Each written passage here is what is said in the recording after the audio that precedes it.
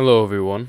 Welcome back to D1 Crashout. So, I don't know who needs to hear this, but life is momentum based. And this is very much a human biology thing and also just a general abstract idea more than it is a physical thing. But there is some truth to it.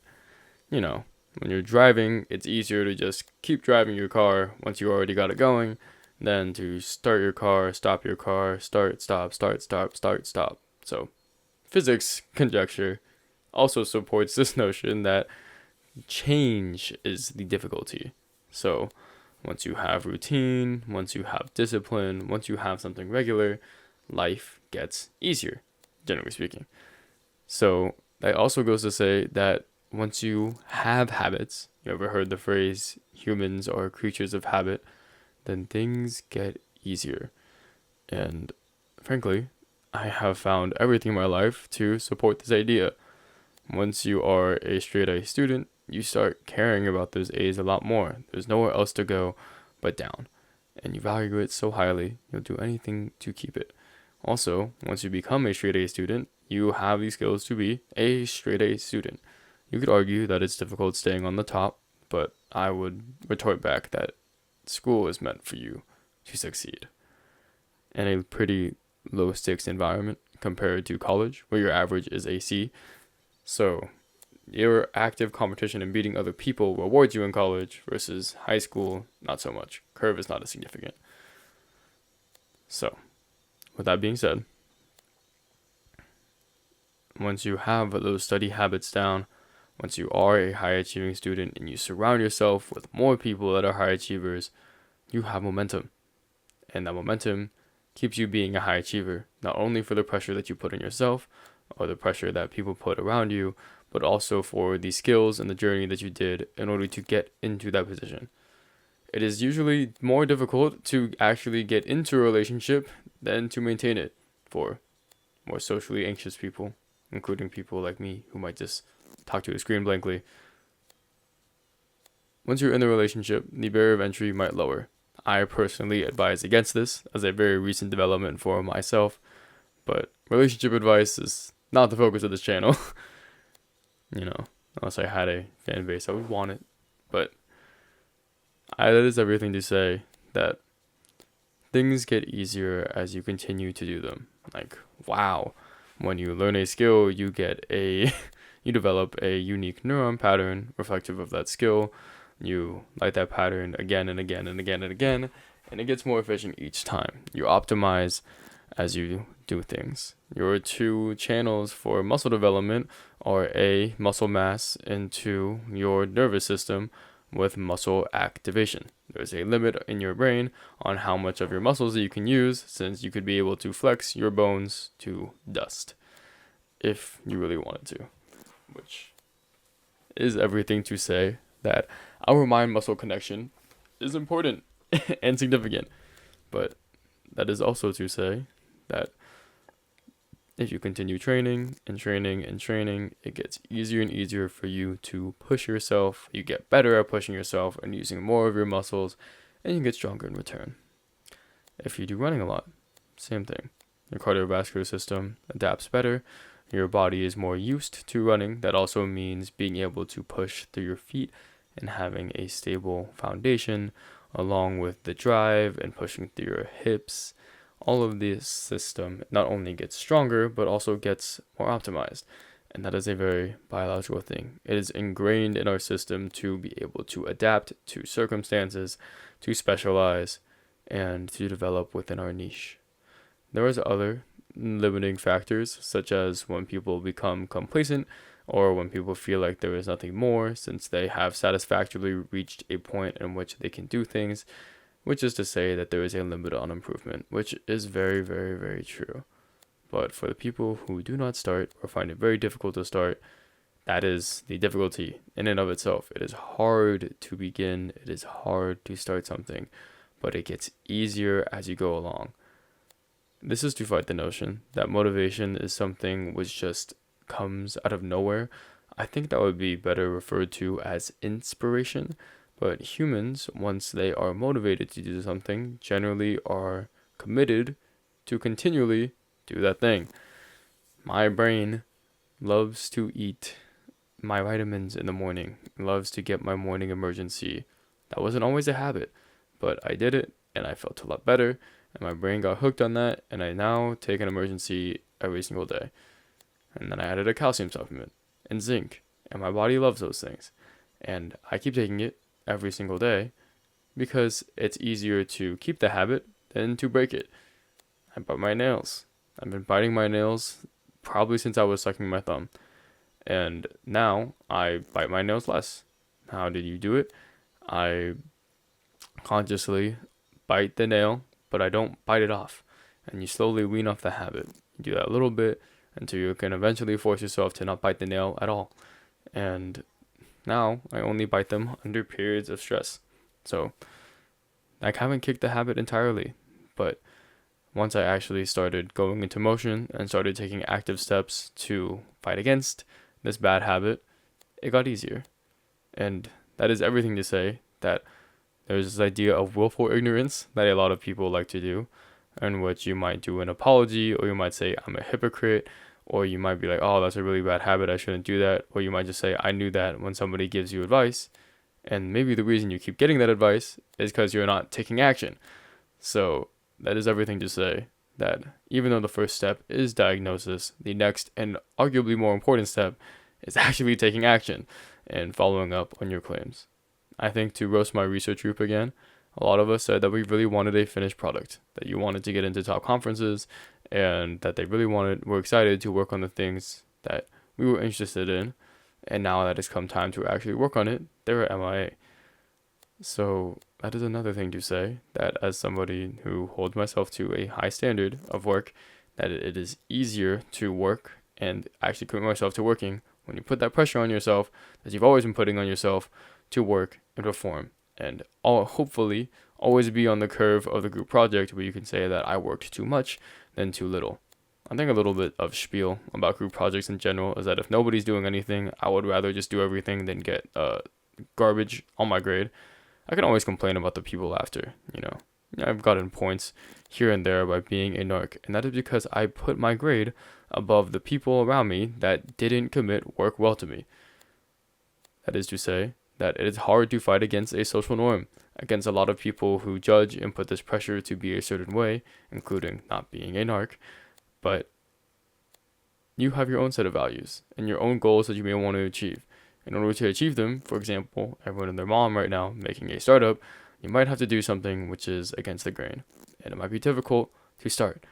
But as you gain self-confidence and you continue to do things, it will get easier. And that is the bottom line. That no matter what you do, no matter what you invest your skills into, no matter where you end up going, or what passions you do, or what dreams you have that you might have pushed away because it seemed easier to follow the curve and do whatever it was that you had to do to make ends meet. Whatever you want in life, it gets easier once you just start. There is this hack that I think was from David Goggins, but if you want to go on a run or establish a new habit, just try to do the habit for a minute. And the minute seems really easy because I'm like, oh, I can just put on my shoes and then give up, which is true. And it makes it seem like it's very low risk, doesn't cost a lot of time, it's not difficult to do. But for me, I found that once I actually put on my shoes, I don't go on a run every day. I currently have blisters on my feet from running, and I don't want to go on a run. So I won't even put on my shoes, I just won't run. But the second that I do recover, I guarantee you, because it always happens to me, that I'm going to want to run again. And it's going to be difficult, and I'm not going to want to run very far because I'm going to be out of shape because I have lost my momentum by forcibly killing my habit with physical injury. And then I'll tell myself with my experience that the running makes me feel good. And I want to continue running. I like how my body looks. I like how my cardiovascular system responds. I like how I have more energy in my day and how I get hungry. And those things are momentum based. And it's not just physical, but also mental, to tell me that this habit is good for me, even if it causes me pain in the moment, like blisters on both of my feet. It is everything to say that this momentum in life is not limited to your mental, it is not limited physically, but it is also ingrained into your biology and your neurons, your habit forming. If you want to develop a new neurological pattern, new neuron pattern, then you need to continue doing it and reinforce it.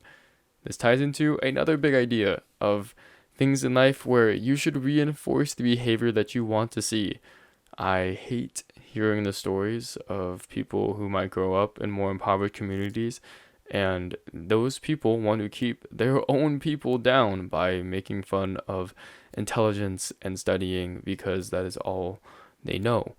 They only know the difficulties of life and how to get by. But at some point, you have to break the cycle, and it might be painful, but it will get easier. So I'm not trying to tell you what direction that you need to go in life or to follow your passion so aggressively that you can't make ends meet. Some people do, and it works out, but dangerous place. But it is everything to say that have faith in the process. Try something, and if you do believe in it, continue trying it, and it will get easier to do, and you will get better. That is a love for competing. I feel like I could never match up to some of my competition, or I could never beat the people that are naturally bigger and stronger and have denser bones and are taller and have more leverage. And for some things, like I don't think I'm ever going to break the world record in the 100-meter. I might never do so. But it is that belief that even if I do run, that is for a purpose greater than me. And even if I don't ever break a world record, I at least invested well in my health. It benefited other areas of my life, mostly with cognition. Get sleep, rest, eat, don't smoke, or do alcohol, and like more than once or twice a day. Actually, once or twice a day. Moderate drinking is also still bad for you. This is not my cognition rant. Protect your brain like it is everything. You don't get a second brain. Your brain does not regenerate like the rest of your body does. Even though you can compensate and function with very little of your brain, it is still to say that your core brain function only deteriorates after 25. So, treat your brain like it's everything. Please take care of it. I do love contact sports as much as the next guy, but getting hit in the head a lot also not very good for you. So, that with other leading damages, including your phone hygiene, your screen time, right? Making sure that you have discipline means being in control of your emotions and your inhibitions and your ambitions. Controlling your emotions, not letting your emotions control you, controlling your circumstances to promote this idea that includes making it more difficult to access alcohol and marijuana and narcotics. And also, most importantly, actually, of all, is sleeping well and fitness to keep your mind active, to keep blood flowing to the area, and to also rest your mind appropriately. That is how you protect your cognition, like it is nobody's business. And it is everything, at least for me. If you're not going into a STEM field, if you don't feel like you're a big academia person, if you just need to do your work, like who cares? But I think brains are a beautiful thing. I think memory helps you care about people and helps you make better decisions, informed decisions, and helps you control your emotions and your inhibitions. You generally treat people better with better cognition. It is a value to be intelligent because people care about hypocrites and ideologies, and the world is always changing, and it's good to be on top of things. All that kind of stuff all centers around having a healthy mind. Whew. Big tangent. But I very, very, very much subscribe to this idea of momentum-based living. We are creatures of habit. We are biologically wired to develop patterns that only get stronger by being reinforced. Our bodies themselves get stronger by being reinforced and trained and tested in an appropriate environment. And all of these things, such as habits and building patterns and getting stronger, all revolve around momentum. That means not only consistency, but also it gets easier as you go, and being consistent becomes easier as you go.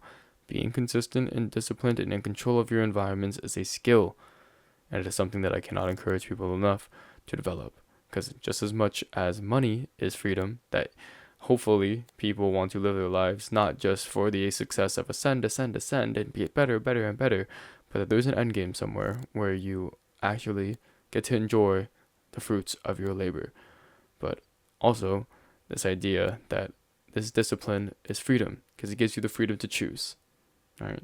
I don't feel very free when I let an algorithm decide what slop I'm going to watch and I get sucked into reels for 2 hours. I feel free when I decide that I want to work on a project and I do, or that I want to work out and that I do, and that I tell somebody that I'm going to do something and I follow through on it.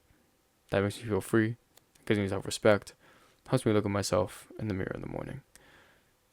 So, your bottom line, life gets easier as you live it. Build the life that you want to live, and it will only get easier as you go. Not the opposite where everything gets harder. Prepare yourself to meet the challenges where they are at. That is the joy of momentum-based living. That is all. Thank you for listening. This marks the end of the slush of videos, the makeup, the check-in, and the video that this one will most likely go live on Sunday, and I'll be back Sunday to continue the Gym Tank 30-day challenge. So, thanks for listening. And wherever you are out there, have a great day. Bye-bye.